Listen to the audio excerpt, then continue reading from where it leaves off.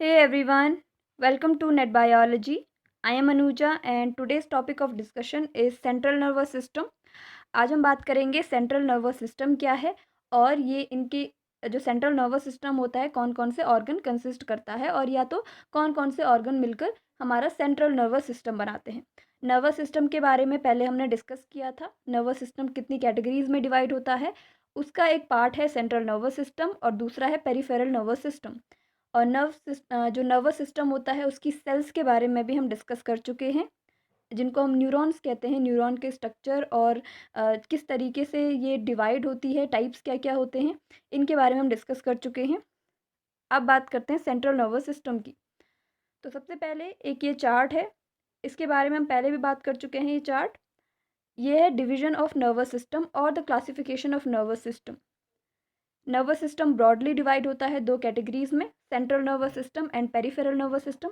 Central nervous system के बारे में हम आज बात करेंगे। ये कंसिस्ट करता है दो ऑर्गन्स को, ब्रेन एंड स्पाइनल कॉर्ड, ये दोनों मिलके बनाते हैं हमारा central nervous system. And peripheral nervous system में दो डिवीजन और हैं, efferent division and afferent division. Afferent division की जो सेल्स होती हैं, नर्व सेल्स, उनको सेंसरी न्यूरॉन्स कहते हैं। और इफरेंट नर्वस सिस्टम की इफरेंट डिवीजन की जो सेल्स होती हैं उनको मोटर न्यूरॉन्स कहते हैं। ठीक है। सेंसरी न्यूरॉन्स सेंस रिसेप्टर्स में होती है, उनके जो एक्सॉन टर्मिनल्स हैं, और वहाँ से ये इन्फॉर्मेशन कैरी करके ब्रेन तक पहुँचाने का काम करती है। और फिर ब्रेन या फिर स्पाइनल कॉर्ड जो हमारा सेंट्रल नर्वस सिस्टम है वहाँ तक इन्फॉर्मेशन को कैरी करती है। उसके बाद ब्रेन प्रोसेसिंग करके जो भी इंस्ट्रक्शंस देगा वो कौन कैरी करेगा from the brain, motor neuron. और कहाँ तक लेके जाएगा, जिन भी स्केलेटल मसल्स ने या जिन भी ऑर्गन्स ने उसके अकॉर्डिंग काम करना है उसके अकॉर्डिंग। उसके बाद इफरेंट जो डिवीजन है वो फिर से डिवाइड होता है दो और कैटेगरीज में, autonomic nervous system and somatic nervous system. ठीक है। ऑटोनॉमिक नर्वस सिस्टम ये काम करता है इनवॉलेंट्री जो भी फंक्शंस होते हैं, इनवॉलेंट्री मसल्स जो होते हैं उनको कंट्रोल करने का।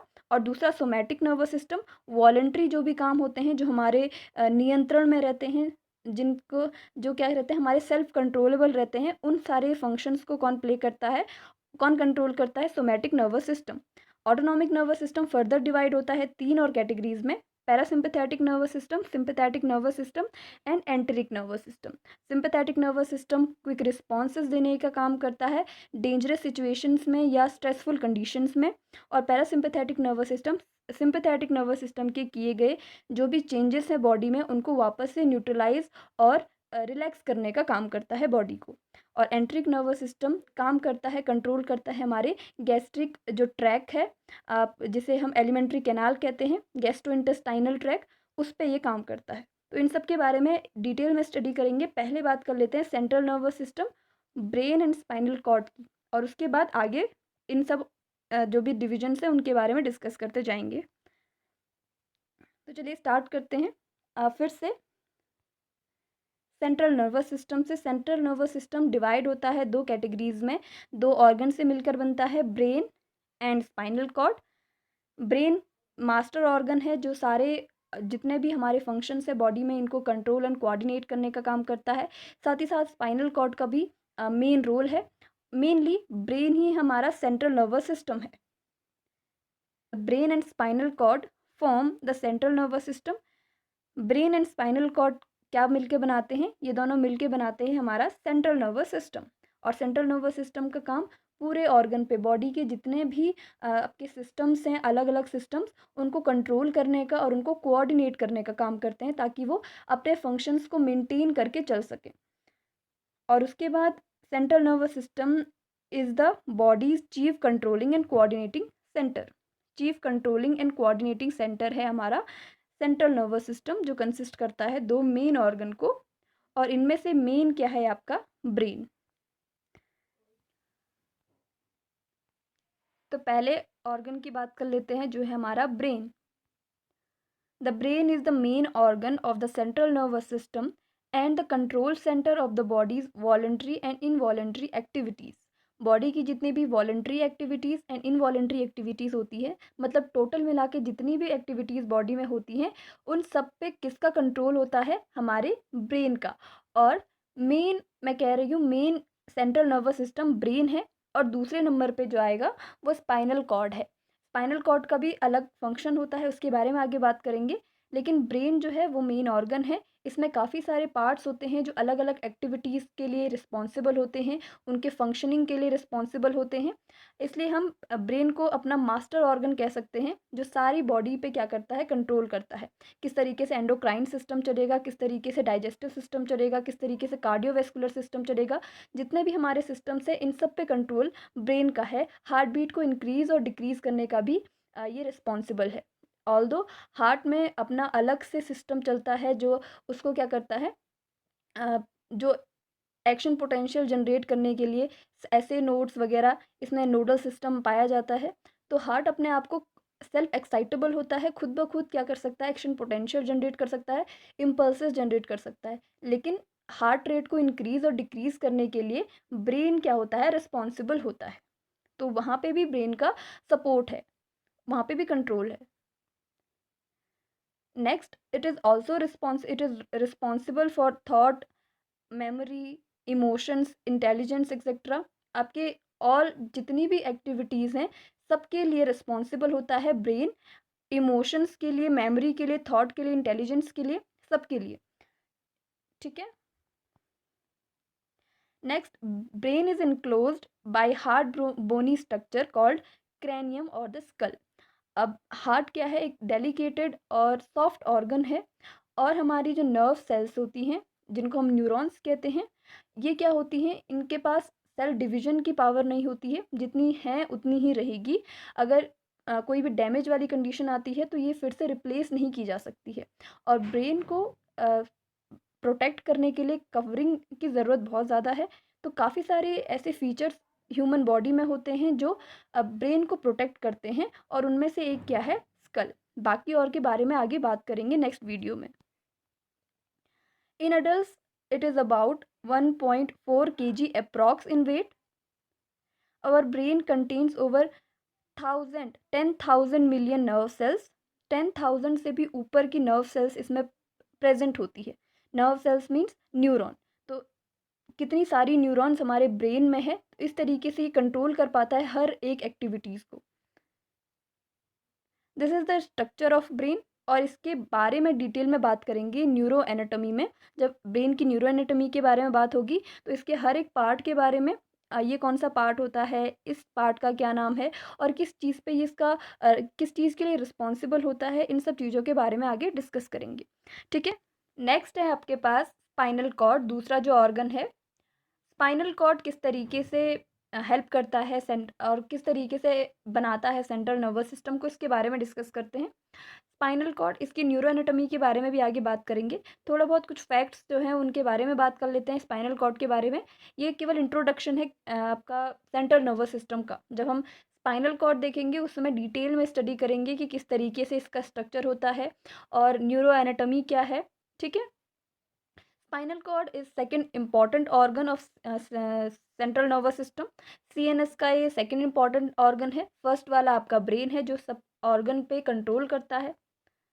Next, it is a long thin tubular structure made up of nervous tissues. Nervous tissues का एक थिन ट्यूबुलर स्ट्रक्चर है, और ये भी प्रोटेक्टेड होता है। ये भी क्या है, एक डेलिकेटेड ऑर्गन है, आपका बहुत ही सॉफ्ट है, और इसके भी प्रोटेक्शन की बहुत ज़्यादा ज़रूरत है। और इसके प्रोटेक्शन के लिए आपके पास होती हैं वर्टिबल कॉलम्स। कुछ इस तरीके से बोनी कॉलम्स होती हैं जो क्या करती है, प्रोटेक्ट करती है स्पाइनल कॉर्ड को।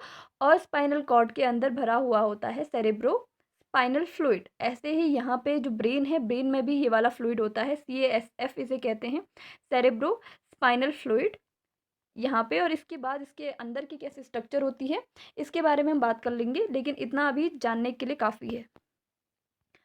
Next, the human spinal cord is protected by bony spinal columns made up of bones और वर्टिब्रा, जिन्हें हम वर्टिब्रा कहते हैं। जैसे ब्रेन के केस में था, वहाँ पे ब्रेन के प्रोटेक्शन के लिए क्रैनियम या स्कल था, वैसे ही यहाँ पे एक बोनी और स्ट्रक्चर है स्पाइनल कॉर्ड के प्रोटेक्शन के लिए, और उसका नाम क्या है, वर्टिब्रा, और इसे वर्टिबल कॉलम भी कहते हैं।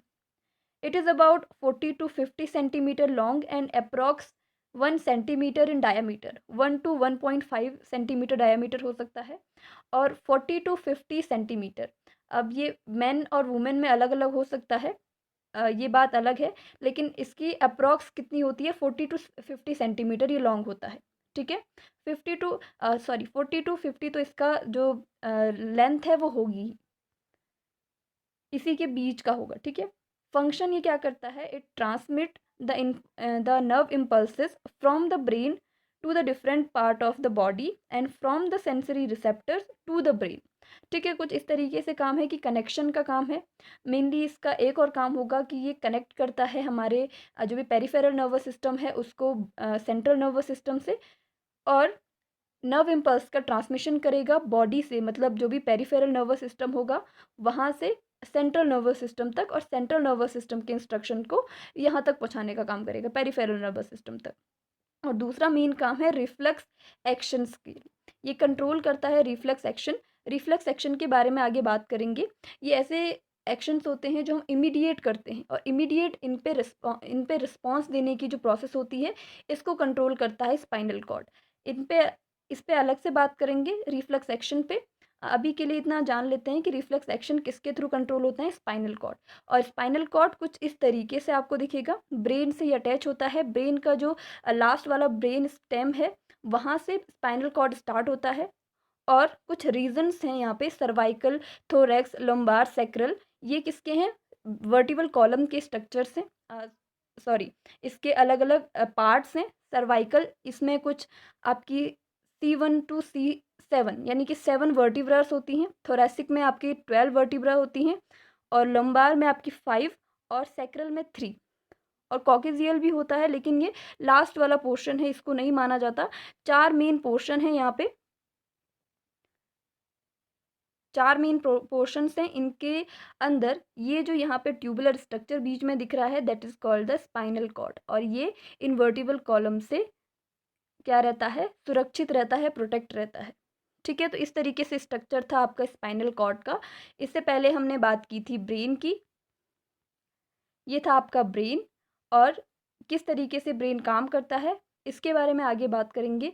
इसकी न्यूरो एनाटमी कैसी होती है, और एनाटमी कैसे होती है ब्रेन का। Neuro anatomy is the term which is use in the nervous system. Nervous system के किसी भी पार्ट के बारे में अगर हम उसकी एनाटमी की बात करें तो उसे न्यूरो एनाटमी कहते हैं। मतलब सिंपल एनाटमी की अगर हम बात करेंगे ब्रेन की, तो next video. Thank you so much.